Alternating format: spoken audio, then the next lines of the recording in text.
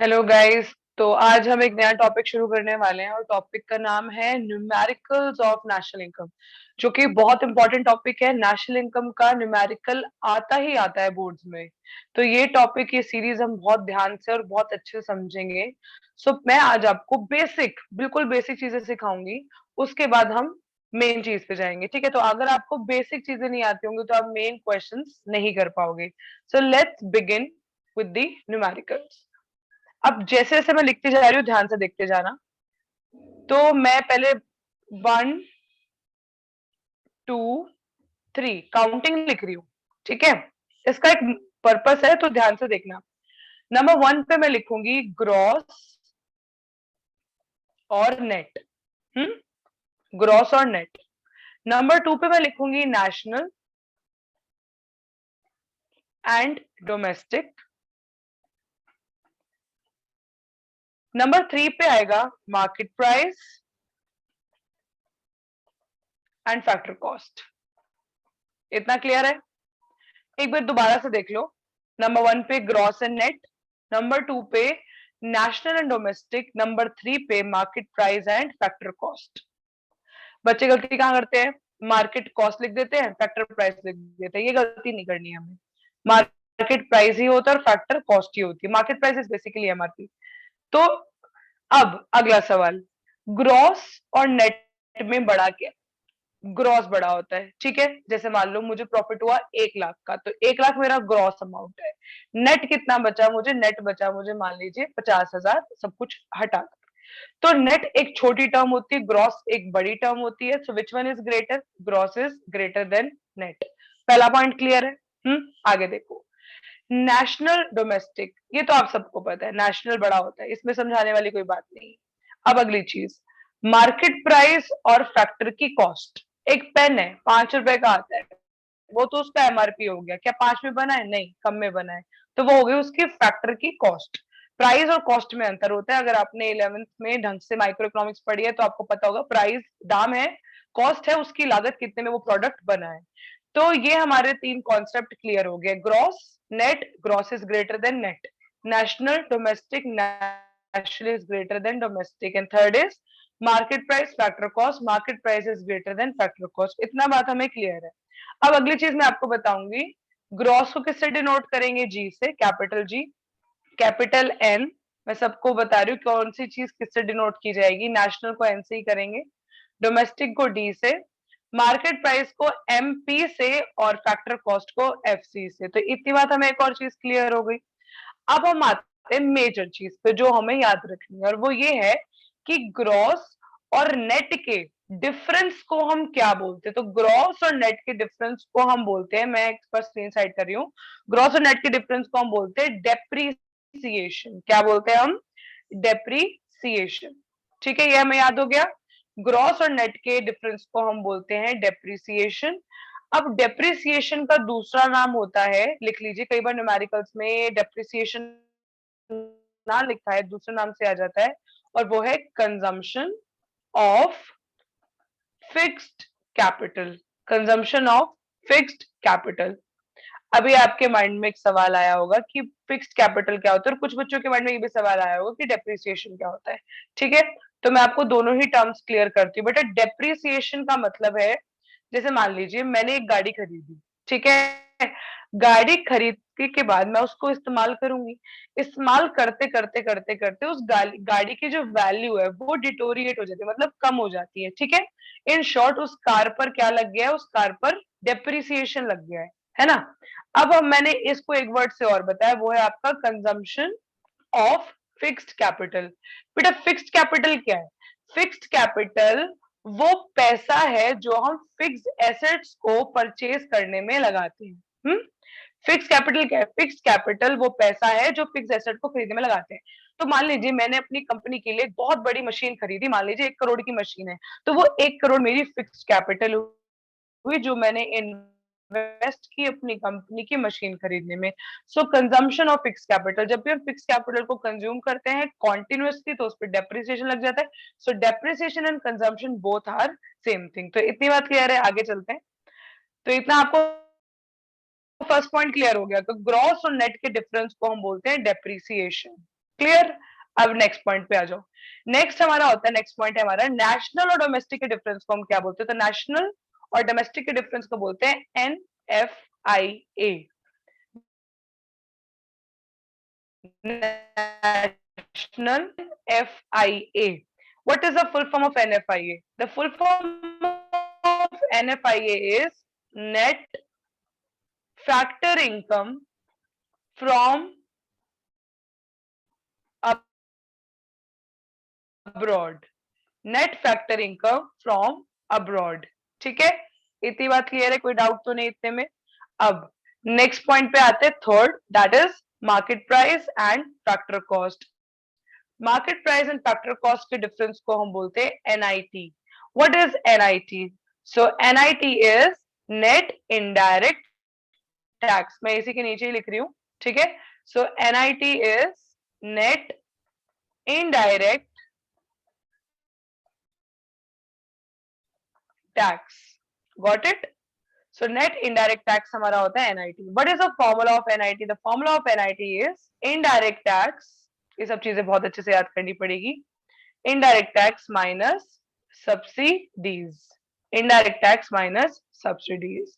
अब वापस से आपके माइंड में क्वेश्चन आया होगा कि मैम इनडायरेक्ट टैक्स तो हमको पता है गुड्स एंड सर्विसेज पे लगता है, पर ये सब्सिडी क्या होता है? सब्सिडी बहुत आसान है। देखो, मान लीजिए गवर्नमेंट कहती है कि मैं इस पेन पे सब्सिडी दे रही हूँ, मतलब ये पेन मान लो 50 रुपए का है, तो गवर्नमेंट कहती है मैं सब्सिडी दे रही हूँ, मतलब तुमको अपनी जेब से 30 देने हैं, तो 20 रुपए कौन दे रहा है? 20 रुपए सरकार दे रही है, ठीक है। तो सब्सिडी का मतलब है जब आपका MRP से आपको कम पैसा देना पड़ता है, क्योंकि जो बचा हुआ अमाउंट है वो सरकार देती है, तो उसको सब्सिडाइज प्रोडक्ट हो जाता है वो। सो जब हम इनडायरेक्ट टैक्स में से सब्सिडी हटा देते हैं तब हमारा बनता है NIT, that is net. Net मैंने आपको वैसे बताया, छोटी टर्म है। सो नेट इनडायरेक्ट टैक्स बचता है, तो इतना हमें क्लियर हो गया है ना। Gross net depreciation, national domestic NFIA, market price factor cost NIT, ये मुझे याद हो गया है, कोई दिक्कत नहीं है। NFIA की फुल फॉर्म याद कर लेना, थोड़ी दिक्कत आएगी पर याद हो जाएगी, ठीक है। आगे चलते हैं। अब मैं आपको सबसे इंपॉर्टेंट चीज सिखा रही हूँ, वो ध्यान से देखो, और वो है ये लेफ्ट हैंड साइड और राइट हैंड साइड। दो चीजें लिखी है मैंने स्क्रीन पे, लेफ्ट हैंड साइड और right hand side. Always remember one thing, left hand side को हम हमेशा फाइंड करेंगे, मतलब जो हमें बोला जाएगा कि ये निकालो, जो हमें बोला जाएगा कि ये भाई ये फाइंड आउट करो या इसको कैलकुलेट करो, उसको हम हमेशा कौन सी साइड पे रखेंगे? लेफ्ट हैंड साइड पे। याद हो गया? और जो चीजें हमें गिवन होंगी, जो भी कुछ हमें गिवन होगा, हम उसको कहाँ रखेंगे? राइट हैंड साइड पे। क्लियर है? आगे चले। सो लेफ्ट हैंड साइड पे जो चीज हमें फाइंड आउट करनी है हमें वो रखनी है, और राइट हैंड साइड पे हमें वो रखना है जो हमें गिवन है। अब आगे चलते हैं। मान लीजिए पेपर में आ गया है कि ग्रॉस फाइंड आउट करना है, ठीक है, ग्रॉस फाइंड आउट करना है और नेट गिवन है। ग्रॉस फाइंड आउट करना है क्योंकि मैंने जस्ट आपको अभी बताया कि जो लेफ्ट हैंड साइड पे जो चीज है उसको हमें फाइंड करना है, राइट हैंड साइड वाली हमें गिवन होती है। मैं ऐसा क्या करूं, मैं ऐसा क्या करूं कि वो ग्रॉस के बराबर हो जाए? तो जाहिर सी बात है, I have to add something. अब आपको लग रहा होगा मैम आप ऐड क्यों बोल रहे हो, तो एक और फंडा याद करो, ठीक है। एक और फंडा याद करो कि अगर लेफ्ट हैंड साइड पर बड़ी वाली अगर वो है, वर्ड है, बड़ा वाला वर्ड है, जैसे बड़ा वाला वर्ड कौन कौन से पड़े हमें? ग्रॉस, नेशनल और मार्केट प्राइस। अगर लेफ्ट हैंड साइड पर बड़ी वाली टर्म है तो हम राइट हैंड साइड पर हमेशा प्लस का साइन लगाएंगे, ठीक है। सो क्या क्या प्लस करेंगे? प्लस डेप, अगर ग्रॉस है तो डेप, नेशनल है तो NFIA, राइट, और अगर मार्केट प्राइस है तो NIT, इसको हम प्लस करेंगे। क्लियर है? अब इसका उल्टा सोचो, इसका उल्टा सोचो कि अगर ये आपने लिख लिया, अगर आपने लिख लिया तो मैं इसको रब कर रही हूँ, ठीक है। तो अगर मान लीजिए कि आपके, मैं इसको पूरा क्लियर कर रही हूँ ताकि मैं अच्छे से लिख पाऊं। अब उल्टा सोचो कि आपके राइट लेफ्ट हैंड साइड पर छोटी वाली टर्म है। छोटी वाली टर्म क्या है हमारी? बताओ। Net domestic. ये हमें फाइंड आउट करनी होगी जब भी करनी होगी, नेट डोमेस्टिक और लास्ट है फैक्टर कॉस्ट। अगर लेफ्ट हैंड साइड पे छोटी वाली टर्म है तो ऑलवेज रिमेंबर वन थिंग, हम हमेशा राइट हैंड साइड पे लगाएंगे माइनस का साइन, क्योंकि छोटी वाली टर्म निकालने तो बड़े में से कुछ हटाना पड़ेगा तभी तो छोटी वाली टर्म आएगी। तो क्या क्या माइनस करेंगे? अगर देखो नेट की बात होगी तो डेप, कोई वाली सेम कहानी चलेगी, NFIA और NIT। अब देखो ये समझ नहीं आया कोई दिक्कत नहीं, अभी आ जाएगा जो मैंने लिखा है, अगर आ गया तो बहुत बढ़िया बात है।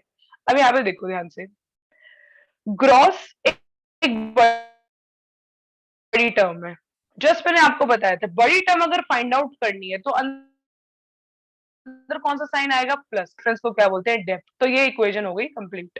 क्लीन क्लियर है। अब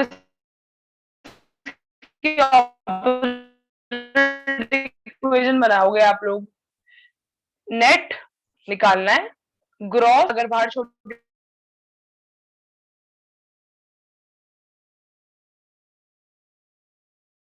बाहर अगर छोटी टर्म है तो अंदर साइन आएगा माइनस का। ये हमारे दो फॉर्मूले हो गए खत्म। Similarly we will go on to the next formula. अब अगली बात आती है नेशनल निकालना है। नेशनल हमें निकालना है, डोमेस्टिक गिवन है, नेशनल हमें निकालना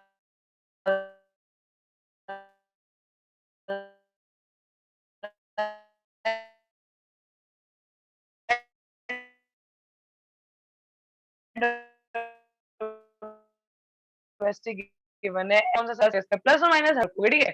तो डिफरेंस को क्या बोलते हैं, NFIA। Question as it is दिया होगा NFIA, और इसमें थोड़ा सा ट्विस्ट आएगा वो मैं बाद में बताऊंगी, अभी नहीं कंफ्यूज हो जाओगे आप। तो पहली इक्वेशन कंप्लीट है, अगली देखो। अगला मेरा आ सकता है, जैसे अब उल्टा सोचो इससे, है ना। अब इसे उल्टा अब ये सोचना है कि मान लीजिए डोमेस्टिक बाहर है और नेशनल अंदर है, डोमेस्टिक बाहर है और नेशनल अंदर है। ऐसा मैं क्या करूं कि बराबर हो जाए। सबसे बड़ी बात है छोटी टर्म बाहर है तो अंदर माइनस का साइन, सबसे पहली बात तो ये हो गई। दूसरी बात, दोनों के डिफरेंस को क्या बोलते हैं, NFIA। ये एक और फॉर्मूला बन गया। तो अगर आपको चार फॉर्मूले क्लियर है ना, तो आप अगला फॉर्मूला तो खुद ही बना दोगे। तो अगला आता है हमारा market price left hand side, factor cost right hand side. सबसे पहले डिफरेंस को क्या बोलते हैं, NIT। क्या होगा, प्लस माइनस, सोचो सोचो सोचो, बाहर बड़ी टर्म है तो अंदर प्लस आएगा। Equation complete. अगला अगला सोचो अब, है ना। फैक्टर कॉस्ट एंड अंदर दिया हुआ है मार्केट प्राइस। बेटा मार्केट प्राइस गिवन है, फैक्टर कॉस्ट निकालनी है। क्या करूं मैं, पहले तो डिफरेंस लिख देती हूँ, NIT। बाहर छोटी टर्म है तो अंदर आएगा माइनस। ये देखो 6 फॉर्मूले कर लिए हमने एक सेकंड में। एक छोटा सा लॉजिक समझ रहे हैं, 6 फॉर्मूले हमारे रेडी हो गए।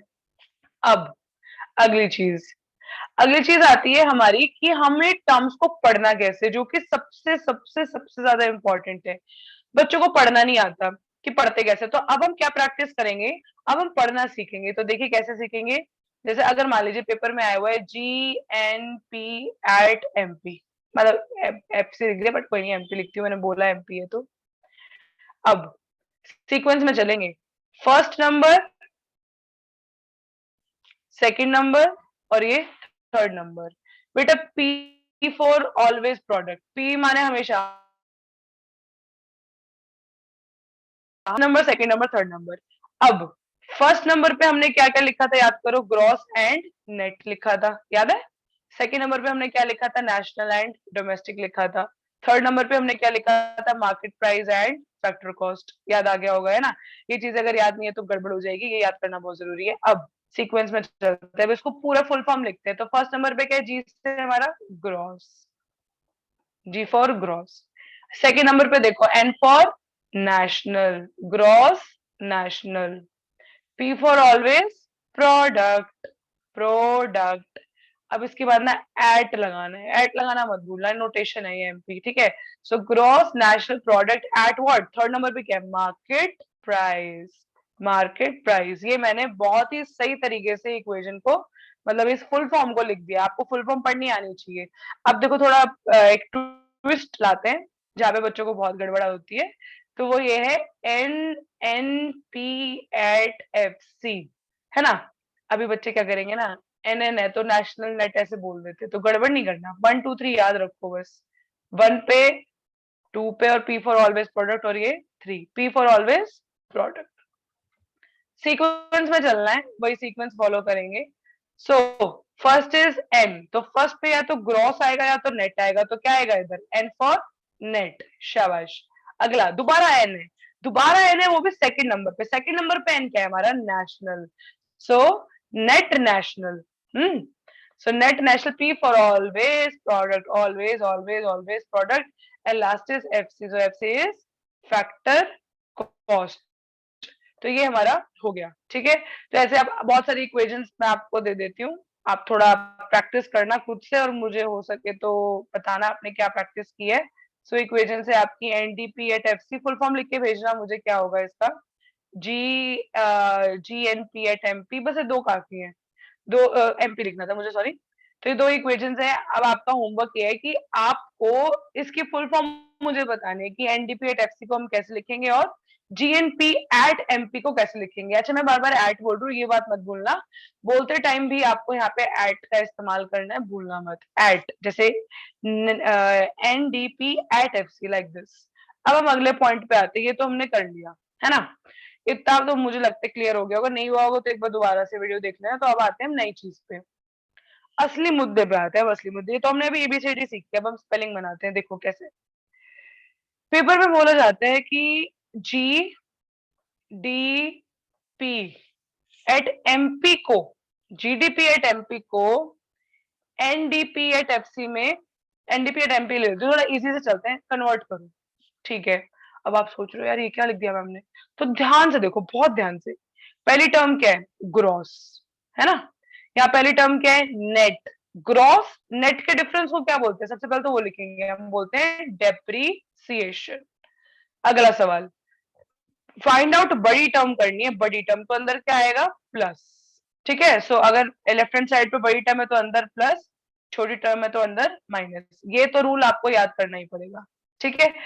सो अगला अगला पॉइंट देखो क्या लिखा है, यहाँ लिखा है डोमेस्टिक, यहाँ पे भी क्या लिखा है, डोमेस्टिक, नो चेंज, जब सेम ही है तो चेंज क्यों करना। यहाँ पे क्या लिखा है, मार्केट प्राइस, और यहाँ पे भी क्या लिखा है, market price, no change. It means this equation is complete. Now focus on the next equation. अब हम नेक्स्ट इक्वेशन करेंगे, थोड़ा मैं टफ दूंगी। N D P at M P is equal to G N P at F C, ठीक है। तो सबसे पहले हम देखेंगे, पहला इधर क्या लिखा है, नेट, इधर डेप्री है तो प्लस। बेटा नेट छोटी टर्म है, राइट। हमारा जो नेट है, नेट जो हमारा होता है वो हमारी छोटी टर्म है, तो छोटी टर्म अगर बाहर है तो अंदर आएगा माइनस। अगला डोमेस्टिक एंड नेशनल, बाहर दोबारा से छोटी टर्म है तो माइनस, तो इन दोनों के डिफरेंस को क्या बोलते हैं हम, एन एफ आई ए। अगला देखो ध्यान से, यहाँ मार्केट प्राइस है, यहाँ फैक्टर कॉस्ट है, अब बाहर है बड़ी टर्म, तो बड़ी टर्म है तो प्लस, और दोनों के डिफरेंस को क्या बोलते हैं, एन आई टी। ये अब हुई हमारी इक्वेशन कंप्लीट। अब नेक्स्ट आपका होमवर्क है, ध्यान से देखो, आपको क्या करना है, N N P at F C को कन्वर्ट करके मुझे, मतलब आप भेज सकते हो, कमेंट बॉक्स पे भेज देना, N N P at F C GDP at MP, इसको आपको कन्वर्ट करना है, कर दिया तो बहुत सही है, ठीक है। और अगला होगा GNP at MP is equals to N D P at F C, ठीक है। ये दो आपका होमवर्क है, इस इक्वेशन को मुझे पूरा करके दिखाना है, ये मैंने इनकम्प्लीट छोड़ दिया यहीं पे, ठीक है। तो आज की क्लास में इतनी ही लेती हूँ, इतना आप पहले करके आओ, बहुत इंपॉर्टेंट है, अगर ये समझ आ गया तो ही मैं कहती हूँ अगली क्लास समझ आएगी। So all the very best, revise each and everything again and again, नहीं समझ आए तो कमेंट बॉक्स में बता देना। And thank you so much for your time. Okay, bye bye.